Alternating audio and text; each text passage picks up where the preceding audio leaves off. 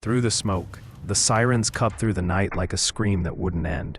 Rain had just started to fall, thin and cold, turning the asphalt into a mirror of red and blue lights. Inside the fire truck, Captain Jack Rayner sat in silence, his gloved hands clenched around his helmet. 20 years on the job, and still, every time that alarm went off, he felt it. That pulse of fear deep in his chest, the one that reminded him he was still alive. They said the house on Willow Street was burning fast, possible people trapped. That's what the dispatcher's voice had said. Calm, almost indifferent, as if lives were just coordinates on a map. But Jack knew that voice. Behind every possible people trapped was someone's whole world. As the truck roared down the narrow street, Jack's mind flickered to his wife, Laura, and their daughter Emily. Laura would be awake, staring at the clock, waiting for that call she prayed would never come. Emily, 16, would be pretending to sleep, but listening for sirens, knowing her father was out there, somewhere between smoke and fate. He'd missed her last art show. He promised he'd make it to the next one. He always promised. When they arrived, the world was already on fire. Flames curled out of the windows, swallowing the night air. A woman screamed from the lawn, her hands pressed to her mouth, her voice breaking.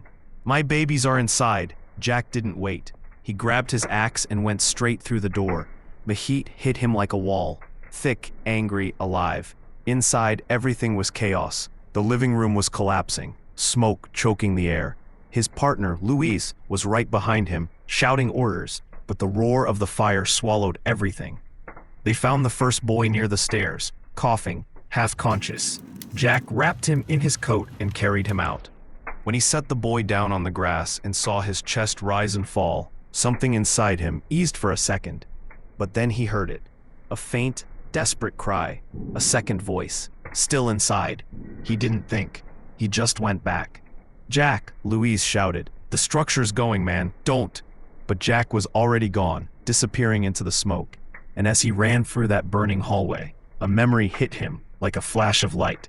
He saw Eddie, his old partner, the one he'd lost 10 years ago.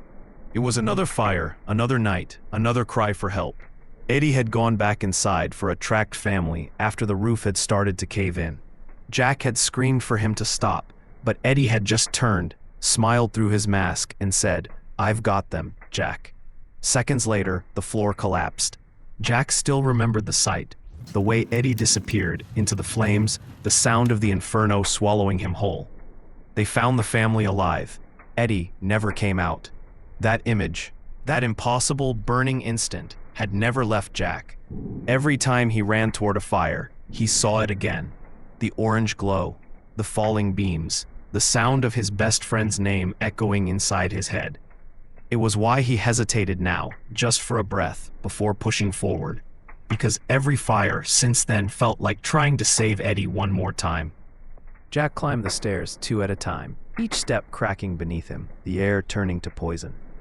He kicked down the bedroom door, flames snaking along the walls like living things. Under a small bed, he saw her, a little girl, no more than 6, clutching a teddy bear, her eyes wide with terror. "It's okay, sweetheart," Jack said, though his voice was barely his own. "I've got you." He pulled her out, wrapped her in his arms, and turned to leave. But the stairs were gone, just a tunnel of fire where they used to be. Smoke burned his lungs. The heat was unbearable. The ceiling groaned above him, the floor shifting. He spotted a window and knew it was his only way out. He kicked it open, shards of glass scattering into the night, and without a second thought, he jumped. He hit the ground hard, twisting as he fell to shield the girl. Pain exploded in his leg. The world went white, then dark. Sirens, voices, someone shouting his name. And then, nothing. When he woke, it was to the sterile hum of machines and the faint smell of antiseptic. His arm was bandaged, his leg in a cast. Laura sat in a chair beside him, asleep, her hand still holding his. For a moment, he just looked at her, the woman who'd watched him walk into 100 fires and prayed he'd walk back out. He reached out, touched her cheek gently, and whispered, "I'm home." The town called him a hero. Newspapers ran his photo. They said he'd saved 2 children, that he was the kind of man America was built on. But Jack didn't feel like a hero, not when he thought of Eddie. not when he remembered the look on his partner's face before the flames took him. The guilt came quietly, like smoke under a door. He smiled for cameras, shook hands, gave statements, but at night, when the house was quiet, he sat in the dark and heard the fire all over again. The crack of wood, Luis's voice, Eddie's last words. He replayed it 1,000 times, wondering if he could have done something different. Weeks passed. His leg healed, but something inside him didn't. He stopped talking much. He watched the news, stared out the window. Laura tried to reach him, but the distance between them had grown too wide for words. It was Emily who finally found a way through. One evening, she called him into the living room. On the wall was a painting, a firefighter standing before a house engulfed in flames. The colors were violent and beautiful. Above it, in neat handwriting, was the title, Through the Smoke. She looked at him and said softly, "I painted this for you, Dad, because I wanted people to see what I see. Not a man fighting fire, but a man walking through it." Jack couldn't speak. He just stood there, tears filling his eyes. And for the first time since that night, he felt the weight on his chest loosen. Maybe being a hero wasn't about saving lives. Maybe it was about surviving your own fire, about finding your way through the smoke. The next morning, he went to the cemetery. The sky was pale, the air cool. He stood at Eddie's grave, his helmet tucked under his arm. "Hey, brother," he said quietly. "They're calling me a hero again. You'd laugh at that." He smiled, his eyes wet. "I just wanted to say, I didn't forget. None of us did." The wind stirred the grass. Somewhere far off, a siren wailed.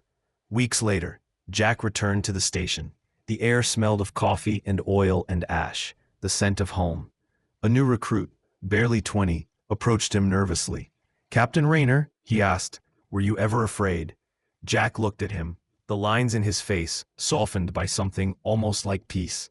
"Every single time," he said. "Fear's part of the job. It's what reminds you that what you're running toward is worth it." The alarm sounded. Instantly, the firehouse came alive. Boots, jackets, helmets, motion. Jack slipped his helmet on, the old rhythm returning like muscle memory. As the truck roared out of the station, he looked at the rising smoke in the distance, not with dread, but with understanding. The world would always burn, in one way or another. His job wasn't to conquer the fire. It was to walk through it, carry others through it, and keep going, again and again, until the light came back.